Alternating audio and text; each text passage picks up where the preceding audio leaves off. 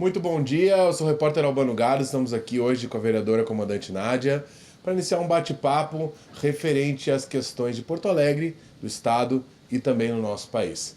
Bom dia, comandante. Bom dia, Albano. É um prazer estar aqui contigo e com toda essa audiência desse podcast mega conhecido, porque traz informação, traz entrevista e tem um trabalho efetivo aí para Porto Alegre, Rio Grande do Sul e Brasil afora. Vereadora, a gente teve acesso ali à questão de um projeto seu que foi muito importante, né, como mulher e também para todas as outras mulheres, que é o Patrulha Maria da Penha, né?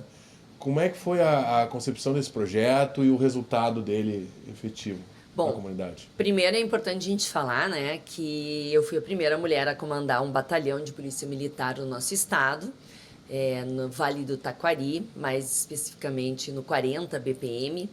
E lá eu acredito, Albano, que a farda tenha me legitimado um pouco mais para trabalhar as questões da violência intrafamiliar.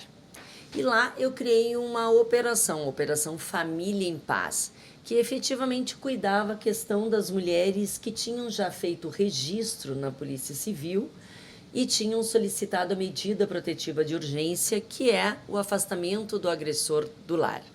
E essas mulheres, mesmo com a medida de protetiva de urgência, ou seja, o juiz dizendo, João, te afasta da Maria, elas ainda estavam perdendo as suas vidas, porque, por mais legítimo que seja essa ordem judicial, muitas vezes o João não acatava essa ordem, ia na casa dessa mulher e tirava a sua vida.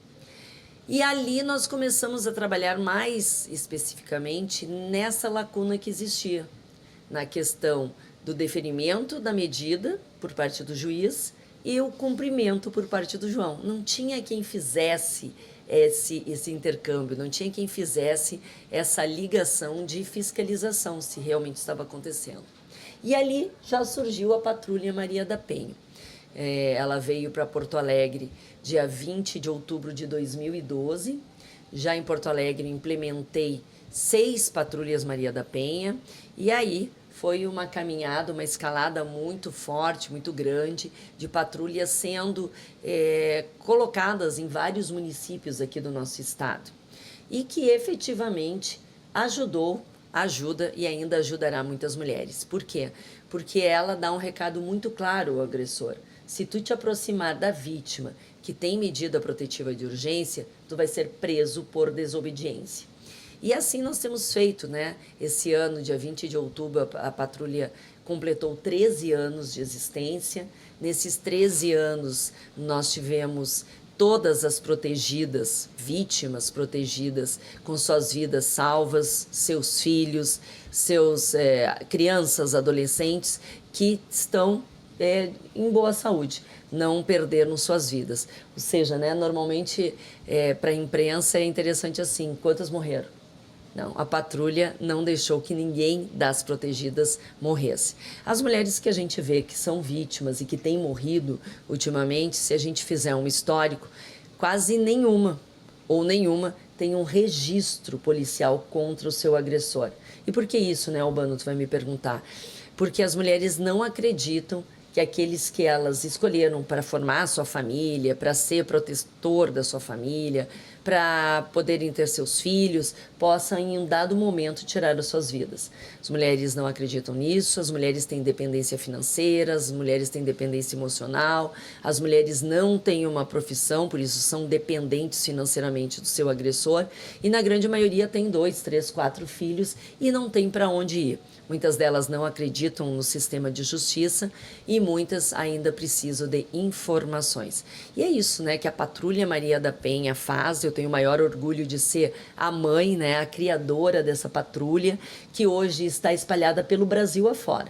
Todos os estados que tem Patrulha Maria da Penha, Patrulha Lilás, Patrulha Rosa, eu estive lá fazendo a capacitação dos policiais militares e implementando esse tipo de ferramenta que vem auxiliar as famílias, a sociedade como um todo. Isso é uma luta, eu digo, não é só de mulheres, é de homens também, né? Quantos homens estão nos ouvindo, têm filhas, quantos têm irmãs, sobrinhas, afilhadas, todos temos mães e não queremos as mulheres das nossas vidas podendo ter algum tipo de violência pelo crime pior que elas podem ter cometido, nascido mulheres. Vereadora, a senhora é a primeira mulher de direita a presidir a Câmara. Como é que está sendo para a senhora essa questão de lidar com tantas diferenças de pensamentos, né, com partidos extremistas de direita, esquerda, né? Só uma comandante para dar jeito na situação? Então, né, Albano, eu venho da Brigada Militar, né, e nós somos forjados na caserna a gerenciar crises. Ninguém chama a Brigada Militar para a festa de aniversário do seu filho, né? Eu brinco, nem para inauguração de faixa de segurança. A Brigada Militar é lembrada sempre nos piores momentos, né? Quando nós gritamos, ai meu Deus, chama a Brigada. São as duas frases que num momento de maior tensão, de nervosismo, de medo, de problemas, de sinistros e ocorrências a gente lembra, né? De Deus e da Brigada Militar que está 24/7 na rua, né? 24 horas, 7 dias, todos os dias do ano na rua. E eu acredito que essa minha linha de atuação, que é de gerenciar crise, de ter equilíbrio nos piores momentos, vem dessa formação que eu tive, né? Uma formação militar, uma formação que tem disciplina, que tem hierarquia, mas que chega no problema para resolver esse problema, né? Que não fica ali correndo, tipo cachorro correndo atrás do rabo, né? Então, acredito que ali na Câmara de Vereadores eu tenha conseguido, né, quase terminando aí esse um ano de presidência, né, dia 31 de dezembro encerra, dia 5 de janeiro estarei passando a presidência, então, para o novo presidente da Câmara. E eu acredito que nesse tempo de um ano nós conseguimos ter bastante avanços na estrutura da Câmara de Vereadores. A Câmara também foi atingida pela enchente, então nós estamos ainda entregando o andar térreo para os nossos trabalhadores. Tenho ainda muita gente home office porque não tem o espaço ainda totalmente reformado. Nós entregamos muita tecnologia, sejam tablets, sejam celulares, sejam telões onde os vereadores podem utilizar o seu tempo para apresentar um projeto, para apresentar uma demanda. Entregamos maiores cursos, né, qualificação dos funcionários da Câmara. Muita gente foi encaminhada para fazer cursos, não apenas em Porto Alegre, em Brasília, em outros estados também, aqui também em outros municípios, porque qualificação é uma das coisas que eu prezo muito. A educação e o conhecimento são aqueles que te levam a ter mais capacidade, mais poder de mudar o mundo onde tu vive. E também na questão da parte legislativa, né? O presidente é um facilitador, ele não omite opinião, mas ele gerencia a casa para que tudo aconteça no seu tempo, no seu ritmo, e posso dizer bem certamente aqui, né? Eu tenho sido uma presidente que não deixa nada embaixo da gaveta, né? Tipo assim, lá em cima, né? A Câmara Federal, o Senado, que recebem alguns projetos ou que recebem alguns pedidos e que engavetam. Ali na Câmara de Vereadores, aqui em Porto Alegre, a presidente, comandante Nádia, toca tudo, queira ou não, né? E mais do que isso, né? Deixo com que todos os vereadores tenham o mesmo tempo de uso na tribuna, que tenham os mesmos direitos, apesar de não concordar com alguns, né? Mas eu digo, mesmo não concordando com as falas de algumas pessoas, eu defendo a liberdade delas falarem. E é isso aí que a gente tem que fazer. A minha liberdade termina quando começa a tua e assim por diante. Trabalhar com respeito, com legalidade, não faz mal a ninguém. Tudo que é combinado antes não dói depois. Então, tá tudo certo. Nós vemos aí diariamente muitos embates entre esquerda e direita na Câmara. Como é lidar com a esquerda em Porto Alegre? Olha, eu acho que a esquerda, não só em Porto Alegre, no Brasil como um todo, né? Eu não acredito em pessoas que falam uma coisa, a teoria é uma e a prática é outra. Ou tu acredita piamente que uma coisa é ruim e pratica aquilo, ou não. as pessoas, infelizmente, são manipuladas muitas vezes pela opinião de pessoas de esquerda, né, de parlamentares de esquerda, que usam a vulnerabilidade das pessoas para poderem lacrar, para poderem ganhar em cima. Veja bem a diferença, né? Tem tanta gente que fala agora, Albano, assim, ai, essa polarização não tá legal, os bolsonaristas fazendo polarização. A polarização sempre existiu. Sempre existiu quem gosta do Grêmio, do Inter, sempre existiu quem gosta, né, do rosa, do azul, sempre existiram, né, os movimentos de direita e de esquerda. Agora nós estamos vendo, acho que um pouco mais fortalecido essas divisões, e que são boas, eu vou dizer. Essas divisões falam sobre como a pessoa pensa a respeito de alguma pauta. Vamos lá. Como pensa a esquerda a respeito da educação? A esquerda pensa que a educação lá dentro deve ter questões políticos partidárias. Eles gostam de levar pessoas que ensinam a questão da política partidária de partidos, levando crianças e adolescentes a pensarem de uma única forma. Como pensa a direita a respeito da educação? Pensa numa educação libertadora, que realmente forme pessoas críticas, que apresente os dois lados. A direita gosta da escola cívico-militar e não rechaça as outras. A esquerda não gosta da escola cívico-militar e diz que ela é péssima. É quase a mesma coisa de que eu ser vegetariana e não queira que tu coma carne. Então, assim, a falta de respeito é muito grande, no meu entendimento, por parte da esquerda, que são os teóricos de guerra, mas que nunca foram na guerra de verdade. Então, a polarização sempre houve, não vejo problema nenhum, e eu acho que é importante o eleitor conhecer do seu candidato o que ele pensa a respeito de vários temas, a respeito da segurança, a respeito da saúde, a respeito do empreendedor. Para a direita, o empreendedor é um amigo do município, do estado, do país, porque é ele que dá oportunidade de emprego, porque é ele que gera renda, é ele que coloca o mecanismo do desenvolvimento econômico, turismo, andando mais forte e, em consequência, o desenvolvimento social melhora. Mas a esquerda já acha que o empreendedor é um grande escravocrata, né? Que ali está sendo rígido, é aquele malvadão com seu empregado, o trabalhador está ali e ele não dá os seus direitos. Então, assim, são pontos de vistas que são defendidos, cabe, então, à população entender o que é melhor para si. E é isso que acontece numa eleição, é isso que acontece no dia a dia, é isso que acontece em Porto Alegre e no mundo. Recentemente houve um debate, uma discussão, né, sobre as cotas trans. Qual é a sua opinião sobre esse assunto? Bom, primeiro dizer que eu fui contrária, né? Eu votei contrária às cotas trans, porque eu não acredito em cotas, a não ser a cota social, ponto. Não gosto de cota para as mulheres na política, não gosto de cotas trans, não gosto de cotas raciais, não gosto de cotas amarelas, japonesas, não gosto dessas cotas. Por quê? Para mim, o que interessa efetivamente é se a pessoa tem condições financeiras para chegar lá. E aí, nesse financeiro, tu coloca todo mundo.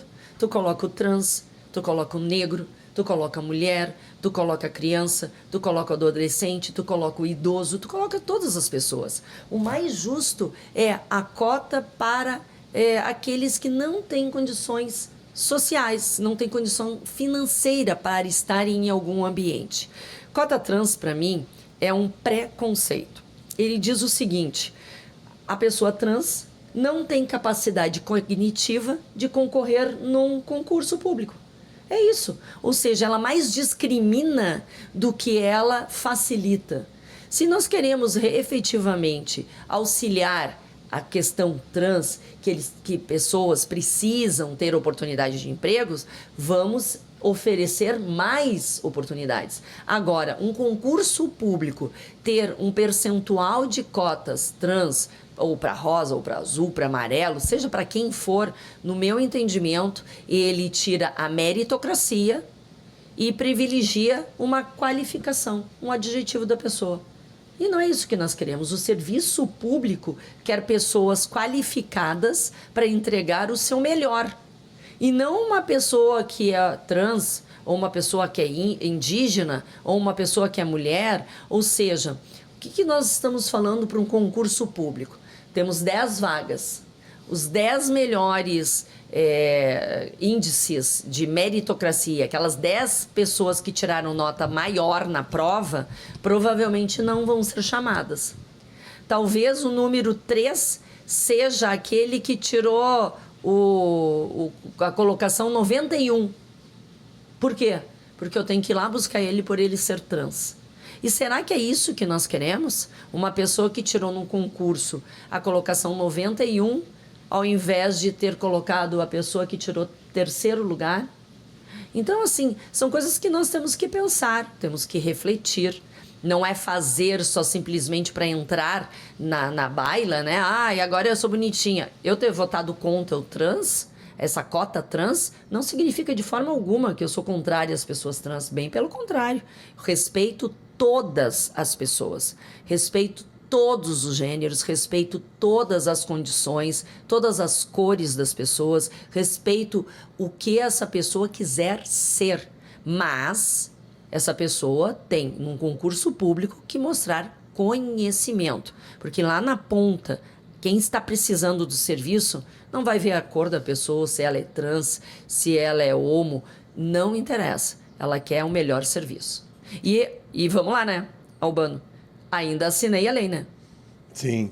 Vamos lá, votei contra o projeto, o prefeito Melo silenciou, depois de 15 dias, é o que acontece, né? O prefeito tem 15 dias para vetar o projeto, vetar totalmente, vetar parcialmente, ou aprovar, ou sancionar, ou silenciar.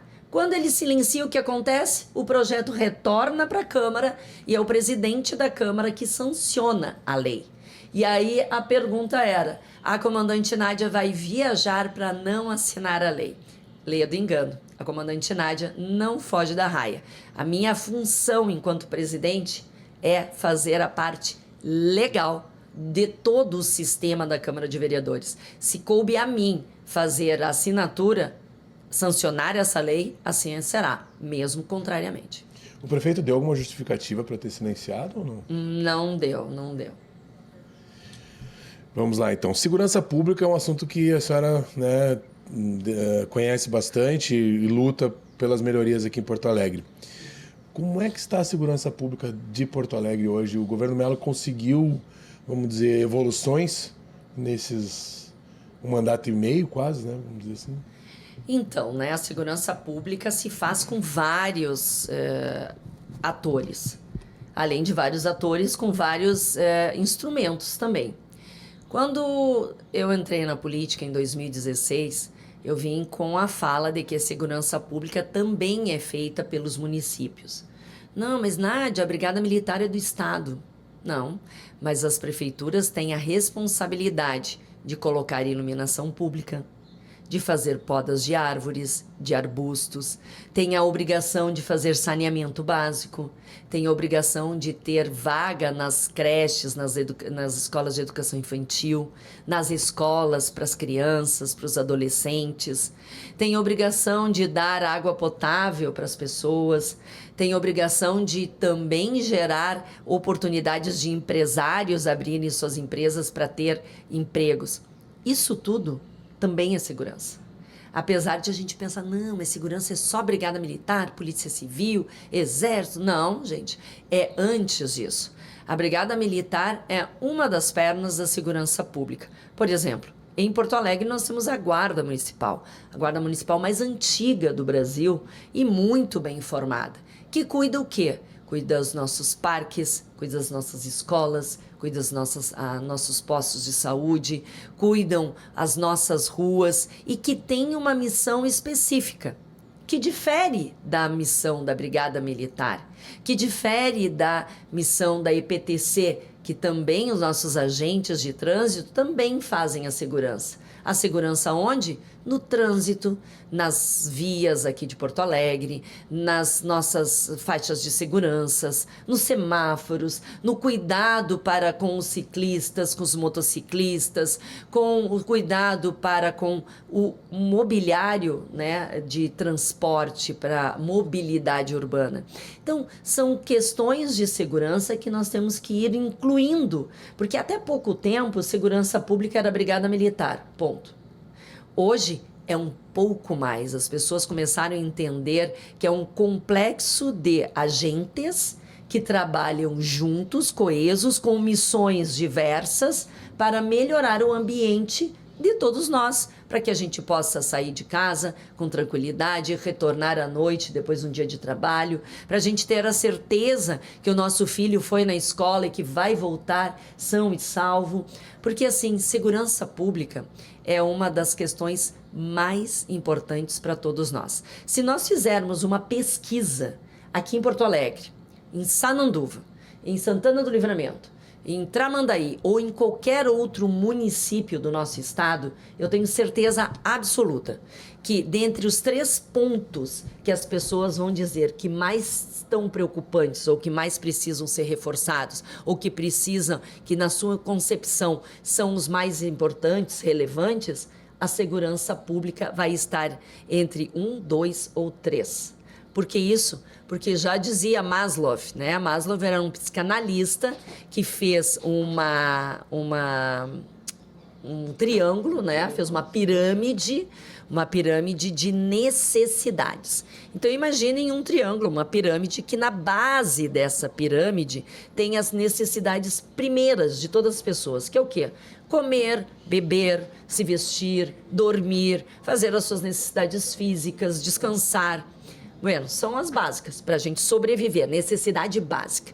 Na segunda parte da pirâmide vem as necessidades segundas, que ali entra o quê? A segurança. A segurança dele entender que se ele for para a rua, que se ele estiver em casa, se ele estiver no trabalho, a vida dele vai estar protegida. Para depois entrar a questão da educação, da profissão, até chegar lá em cima na pirâmide, que seria o nirvana. Tá tudo bem, tá tudo legal, né? Então, segurança pública é uma pauta que nós temos que tratar, não é só da Brigada Militar, mas eu vou te dizer, aqui em Porto Alegre nós estamos com uma segurança muito qualificada, nós temos conseguido fazer esse trabalho em conjunto, em parceria, Guarda Municipal, EPTC, Polícia Civil, Brigada Militar, cada um no seu quadrado, mas todos buscando o quê? Como objetivo? A melhoria da vida das pessoas, segurança para quem trabalha, para segurança para quem estuda e repressão para a bandidagem. Comandante, dentre as várias realizações do seu mandato, qual seria o maior destaque? Vamos dizer, eu acho que o sucesso das minhas gestões, podemos falar até no âmbito político, né, nos outros cargos que a senhora tenha ocupado também, esse é o sucesso da minha gestão. E, ao contrário também, qual seria a sua frustração por não ter conseguido ainda, pelo menos, realizar como vereadora ou como representante do povo? Meu caso de sucesso, né, é ter a certeza de que eu estou no lugar certo. Eu tenho que estar na política fazendo as mudanças que são necessárias. O meu posicionamento é muito forte. Eu não sou aquela, né, que diz, estou meio grávida. Não, tu tá grávida ou não tá? Não existe meio grávida na vida, né? Então, assim, eu tenho um posicionamento, eu tenho lado, né? Bandido, bandido, mocinho é mocinho. Não existe nenhuma forma de... Quem sabe a gente faz, não existe. Não fico em cima do muro. As pessoas nunca esperam de mim e não vão ter de mim uma atitude titubeante, tipo, ai, não sei o que eu vou fazer.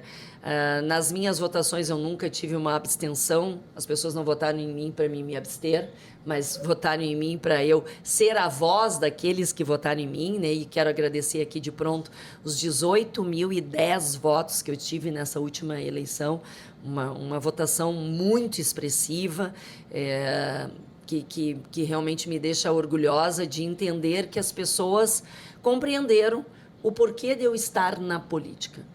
Para mim, política tem que ser o bem comum.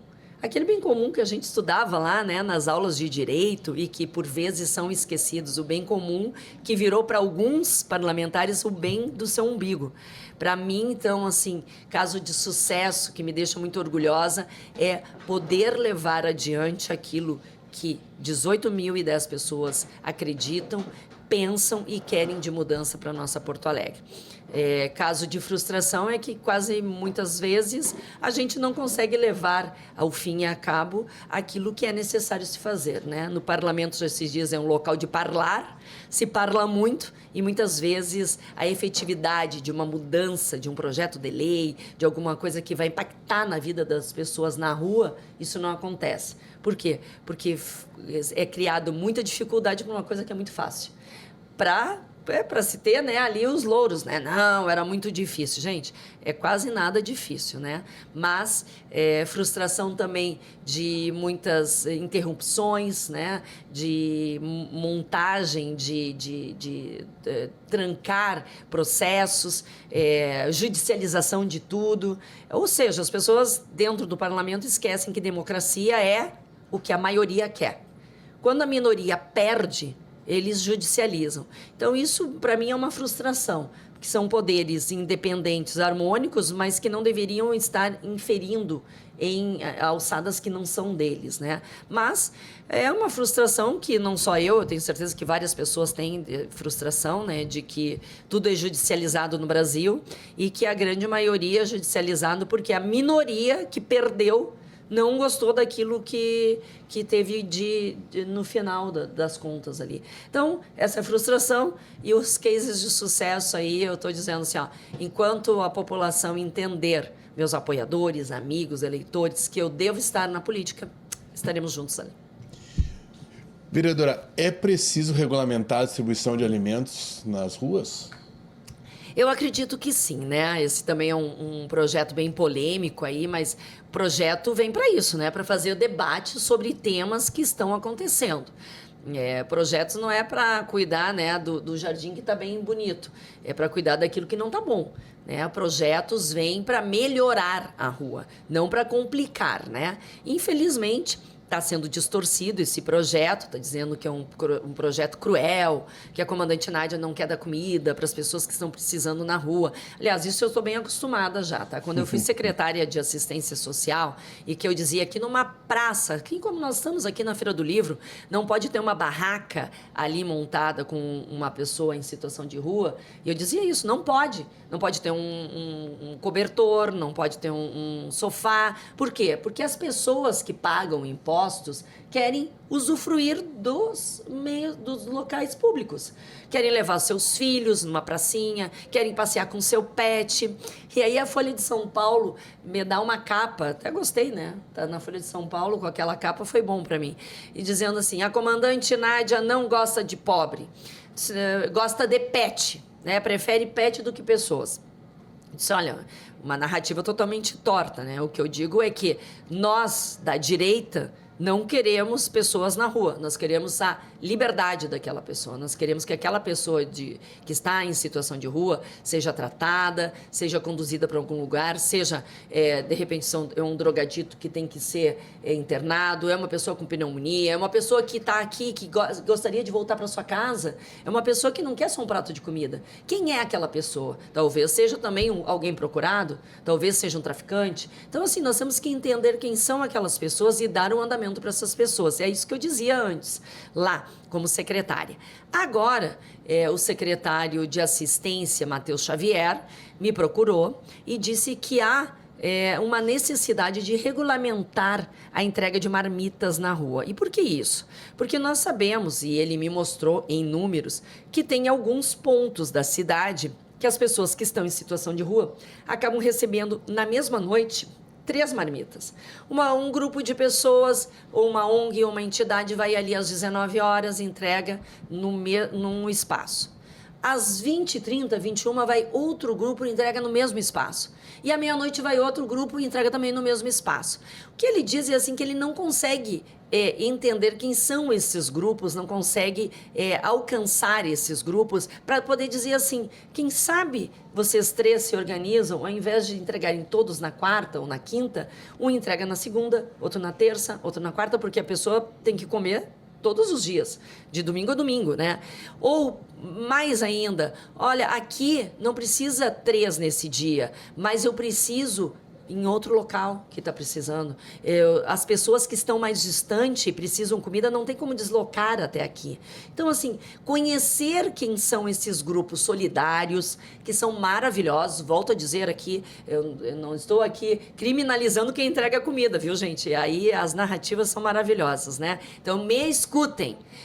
Parabéns a quem entrega comida na rua, a quem faz marmita, a quem bota o seu dinheiro para comprar ingrediente, produto, faz uma comida gostosa ali com seus amigos, na sua ONG, na sua entidade, e que tem um coração bom de entregar comida na rua, seja no verão, seja no inverno, na chuva, no frio, e tá ali fazendo.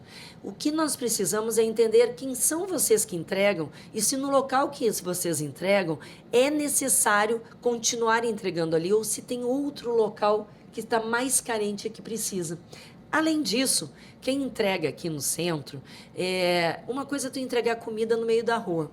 Imagina uma pessoa comendo uma marmita sentado no meio-fio, ali do lado de um bueiro fedorento, ou ali passando bicho. Isso não é digno, isso não é dignidade. Mas aqui no centro tem um equipamento da prefeitura, em que as pessoas têm banheiro, podem lavar suas mãos, podem sentar numa cadeira, numa mesa ali, ter uma mesa à sua frente e fazer uma alimentação de uma forma digna. Por que não também conduzir essas pessoas que são solidárias a entregar nesse equipamento e levar essas pessoas para esse equipamento? Ou seja, está no mesmo território, as pessoas moradores de rua, em situação de rua, não vão sair do território, mas vão estar sendo melhor atendidas. É isso que diz o projeto. É básico, é simples, não é para burocratizar. Mas, Nádia, tem que fazer um cadastro aqui, ó. Cadastro igual na enchente, na palma da mão, celular, entrou na página da prefeitura, vai escrever ali o nome da sua ONG, da sua entidade, do seu grupo de amigos, vai colocar quem é o responsável. A responsável é a Nádia, o telefone é tal, eu entrego no centro, na Praça da Matriz, todas as quintas-feiras, às 19 horas. Ponto. Vai continuar entregando. Mas a assistência social vai receber depois o Albano, que também entrega na quinta, às 23 horas na Praça da Matriz. Será que a Nádia ou o Albano poderiam ser deslocados para outro local? É isso. Básico, simples, sem burocratização, mas uma forma de todos nós estarmos organizados. Na enchente isso aconteceu muito bem. As pessoas colocavam também num link, na palma da mão, dizendo assim, eu sou fulano de tal, tenho uma casa assim, no endereço tal e quero ser um abrigo. Posso receber 30 pessoas. E funcionou. Por quê? Porque teve organização. Quando uma cidade cresce sem algumas regras, ela cresce desorganizada. Nós não queremos pessoas mais em situação de rua. Para isso, não é só um prato de comida. O que mais essa pessoa precisa? Está gerando muita polêmica a questão da privatização do DEMAI, né? Inclusive algumas manifestações lá na Câmara. O DEMAI precisa ser privatizado? Não, o DEMAI não precisa ser privatizado, Albano, ele precisa ser concedido, né? É uma concessão que foi feita. Nós aprovamos já o projeto de lei fazendo a concessão do DEMAI. E é bem legal isso que tu falou, porque é uma dúvida que as pessoas têm, às vezes é até de entendimento. Privatizar é vender. É o que aconteceu com a Corsã, é o que aconteceu com a CE Equatorial que o Estado fez. Concessão é dar uma parte para o privado fazer algo que eu estou definindo. Ou seja, o município, a prefeitura, vai continuar com o DEMAI dele.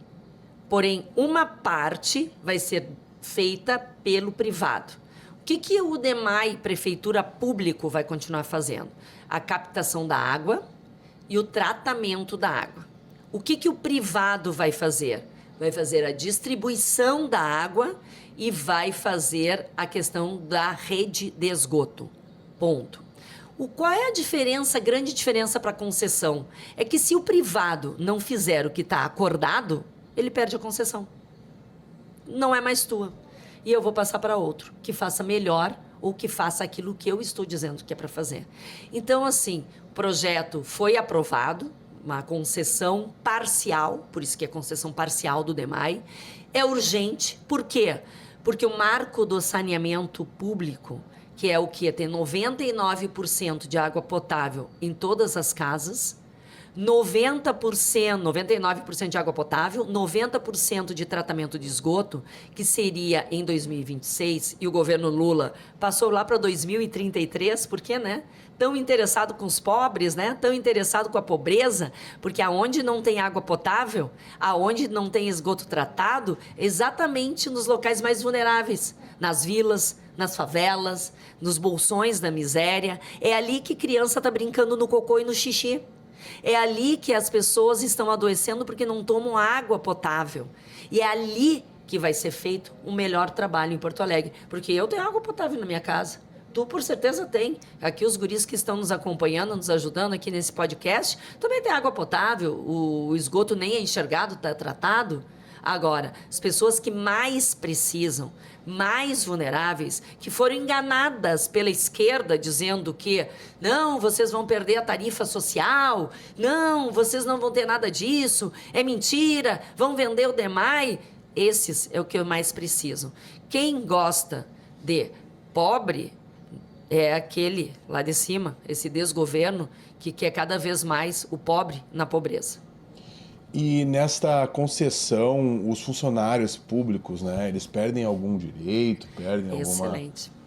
Excelente a pergunta. No projeto de lei fala que os funcionários do DEMAI não serão demitidos. Para deixar bem claro. Por quê? Porque o DEMAI continua público e continua necessitando dos funcionários concursados, que deixo aqui meus parabéns, que fazem milagres. São poucos para tanta coisa que tem em Porto Alegre, e por óbvio que não conseguiriam atender até 2033 toda essa demanda de 99% de água potável e tampouco de 90% de esgoto tratado. E no projeto existe exatamente isso, bem claro. Os funcionários concursados do DEMAI não serão demitidos, continuarão trabalhando no DEMAI. Por quê? Porque o DEMAI continuará captando a água, continuará tratando a água e continuará ainda fiscalizando o privado, que ele deve fazer aquilo que vai ser acordado. Por óbvio, né, que não sabemos quem vai ser esse privado hoje. Por certo, a prefeitura vai abrir um credenciamento, um pregão, eu não sei qual vai ser o instrumento que vai ser aberto, né, para escolher-se aquele que vai ser o parceiro da prefeitura. Aliás, parceria público-privada, para mim, é uma das melhores coisas. O público já mostrou que ele é ineficiente, não tem perna para tudo. Né? Ou seja, o município, o estado, o país, não tem como governos fazer tudo o que é necessário. Mas que com a parceria de um ente privado, isso é muito mais ágil. Mas por que, Nádia? Porque o público é burocrático. Eu vou dar um exemplo. Uma viatura da Brigada Militar que estraga a bateria. Bateria é a coisa mais básica, tá? Tô botando bateria. Estragou a bateria da viatura da brigada. Eu vou levar, no mínimo, 1 ano. 9 meses a 1 ano e meio para trocar essa bateria. Sabe por quê? Porque eu tenho que abrir uma licitação, um pregão. Eu tenho que escolher o preço mais baixo. Nem sempre é a qualidade, mas é o preço, porque isso aqui é obrigatório.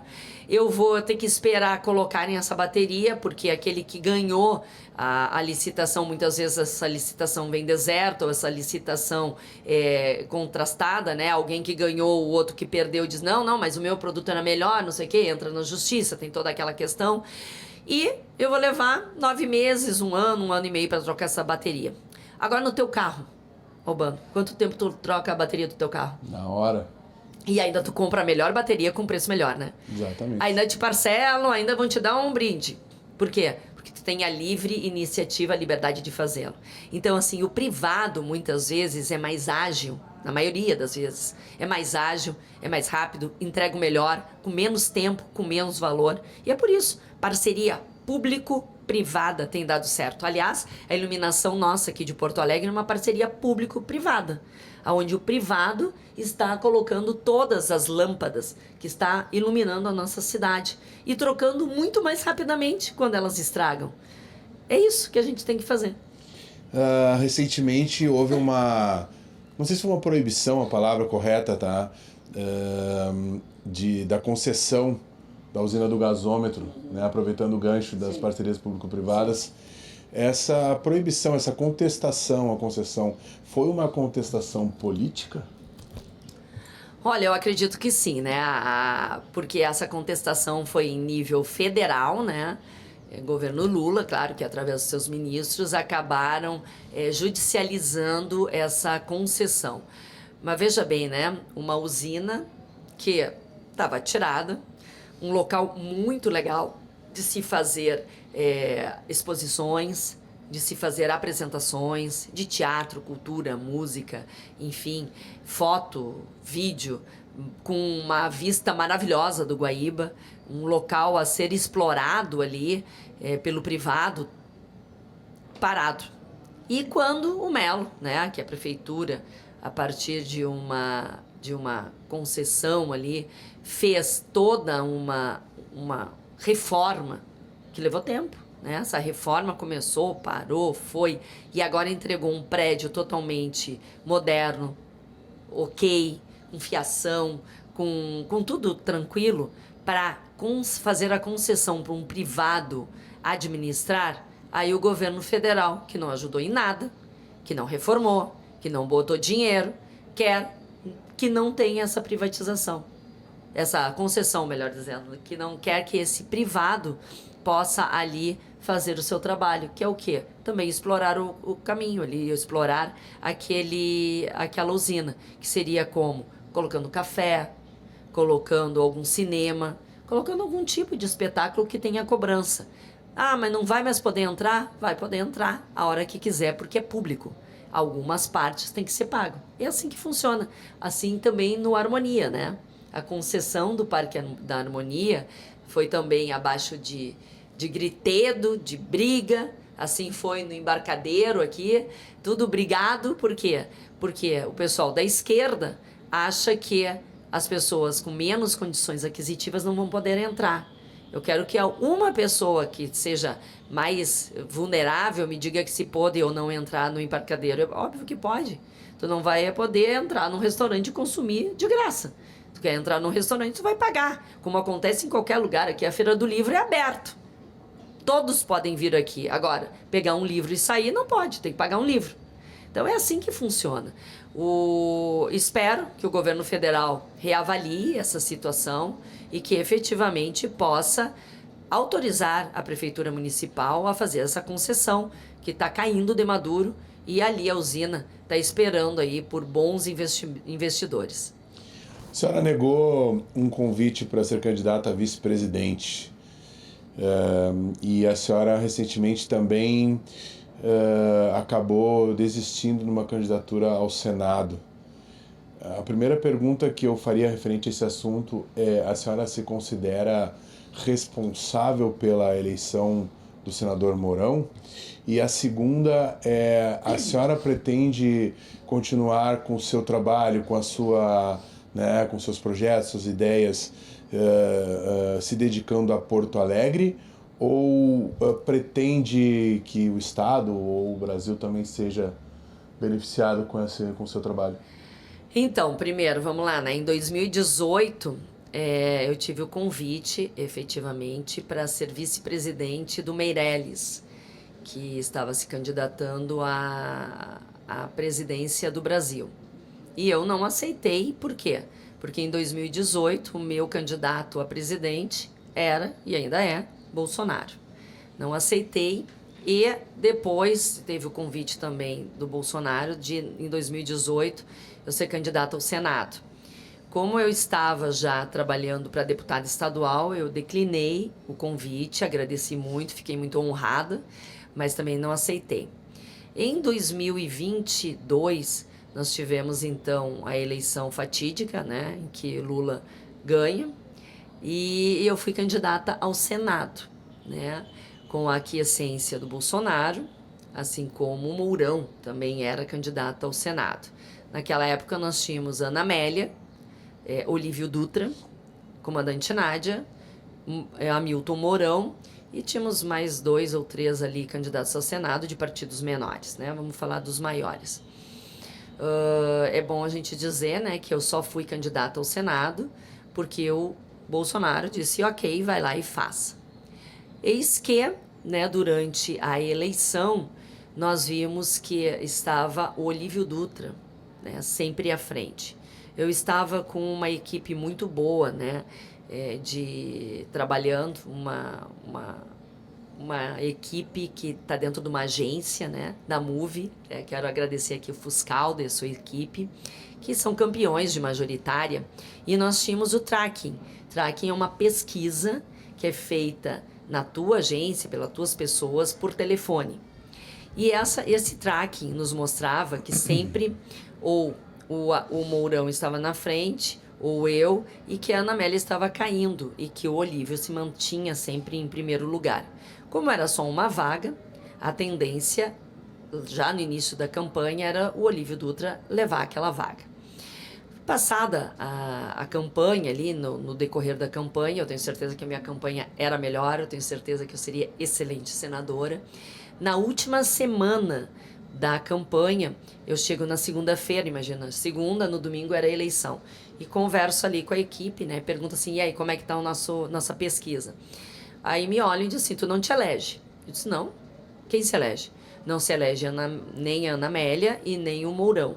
O senador do Rio Grande do Sul vai ser Olívio Dutra, e aí barra, né, PSOL, Roberto Robaina, e tinha mais uma do PCdoB, se não me engano.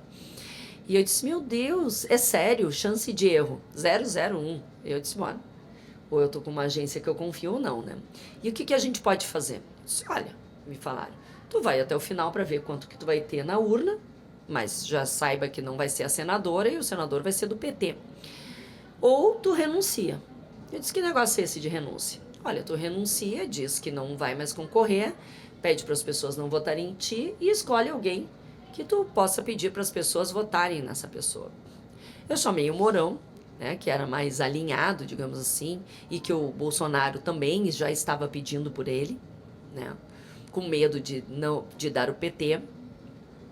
Eu ficava com 20%, 21% na nossa pesquisa, o Mourão sempre com 23%, 24%, e o Olívio Dutra 28%, 29%, 30%, 31%, bem grande. E a Ana Amélia 17%, 14%, caindo muito. Eu chamei o Hamilton Mourão e disse assim, olha só, tu não ganha, eu também não, então eu vou fazer o seguinte, eu vou renunciar e vou te apoiar. No primeiro momento ele até nem quis que eu renunciasse, ele disse, não, Nádia, tu tá aí politicamente super bem, só me apoia. Eu disse, não tem só me apoiar, nós temos que fazer um fato político. O fato político nessa última semana, isso já era uma quarta, né, domingo é a eleição, vai ser efetivamente eu renunciar e dizer, né, que para as pessoas, meus apoiadores, aquelas pessoas que acreditam em mim, que eu agradeço, mas que eu peço o voto para ti. E assim aconteceu na quinta-feira de manhã. Nós fizemos uma coletiva e ali eu renunciei e foi um sucesso. Hoje o Mourão, meu amigo, né, enfim, reconhece que se eu não tivesse feito essa manobra, hoje ele não seria senador.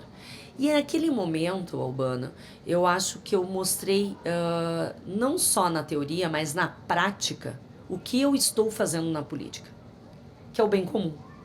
Se eu tivesse um projeto pessoal na política, eu continuaria até o final, para ver, né, quanto que eu vou ter de votos na urna, quantas pessoas vão votar em mim, o que eu vou ter, qual vai ser o meu andamento daqui adiante, porque é importante, né, uma candidatura a Senado, é uma majoritária.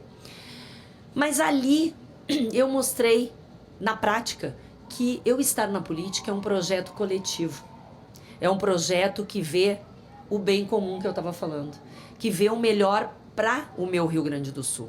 E naquele momento, para o Rio Grande do Sul, não era ter um segundo de 3 senadores de um lado de esquerda, que não me representa e que tenho certeza que não representa a maioria dos gaúchos. E por isso, ali, o meu projeto pessoal não existe na política, mostrei que não existe, e que na política o meu projeto é coletivo, em que tem que ser bom para todo mundo. E assim eu fiz. Muitas pessoas me perguntam, tu arrepende? Eu disse, jamais, não me arrependo. Eu dei um grande salto, né? Fui vencedora ali, o meu intento foi realizado, e a gente pôde mostrar que quando nós pensamos numa política que agrega valores, numa política que pensa nas pessoas, que não pensa no seu umbigo, a gente acaba vencendo e a gente acaba fazendo o melhor para o nosso estado. A senhora falou bastante ali sobre a questão do apoio do Bolsonaro. Vou fazer uma pergunta geral com bastante pontos, mas a primeira questão é o seguinte: a senhora acredita que Bolsonaro será o candidato da direita em 2026? A segunda pergunta é o seguinte: caso ele não seja o candidato, a situação que acaba se criando é a direita ir dividida para o pleito?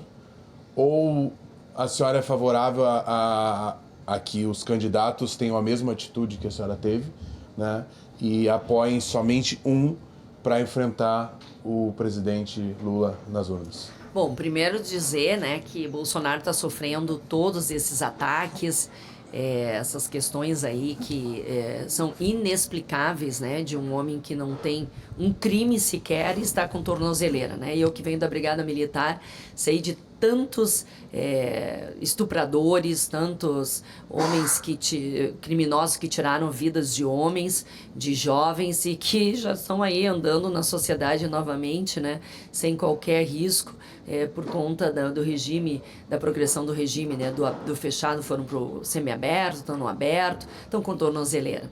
Se Bolsonaro não fosse um player importante, forte, não teriam tantos ataques. Bolsonaro é mais do que um CPF hoje. Bolsonaro é um movimento que fez o Brasil reagir, fez os patriotas, as pessoas que realmente querem um país verde e amarelo, um país onde tenha segurança, onde tenha oportunidade para os jovens, um país onde tenha condições de criar seus filhos sem ter o risco de perder o seu filho para o tráfico, sem ter o perigo de perder o seu filho num acidente, enfim. Bolsonaro fez isso. Bolsonaro acordou em cada um de nós a vontade de fazer diferença. Mostrou valores que estavam adormecidos. Então, hoje, ele está sendo atacado porque ele é um player ainda muito importante na eleição do ano que vem. Por certo, ele é meu candidato, né, a presidente.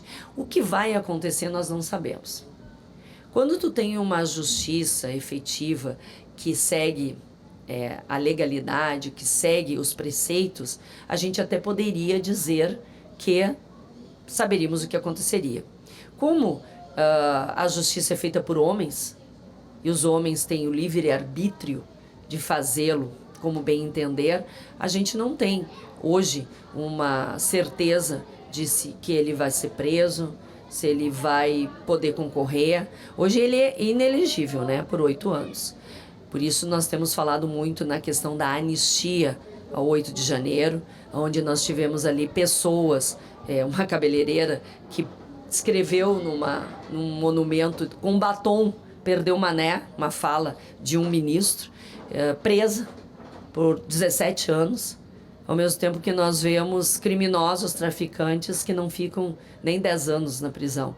A dosimetria da pena está diferenciada e nós não podemos aceitar isso. Nós queremos um país que seja rígido nas leis, que esteja a dosimetria das penas, mas que efetivamente faça valer a justiça. Não sei, né, o que eu estou dizendo, meu candidato em 2026 à presidência é Jair Bolsonaro.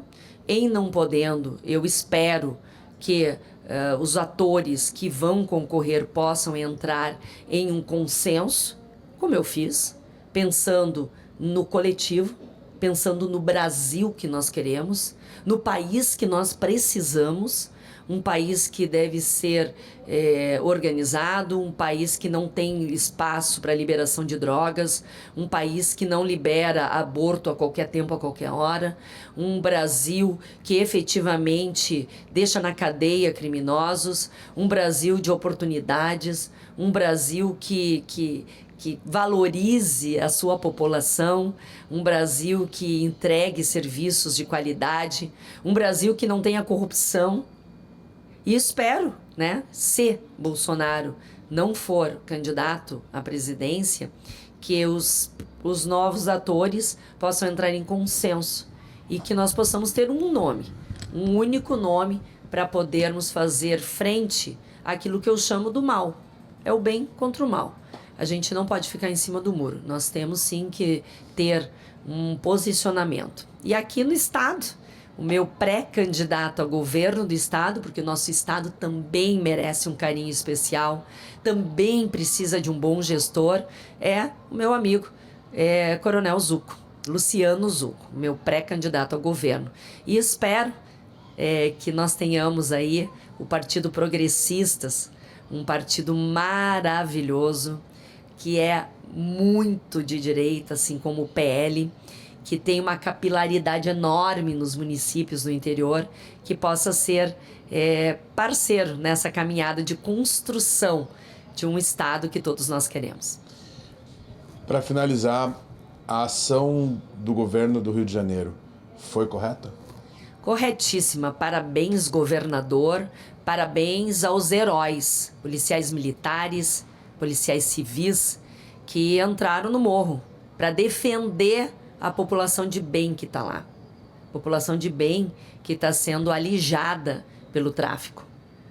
Os traficantes pegam a filha dos moradores que são trabalhadores ali para fazer de mulher, para prostituição.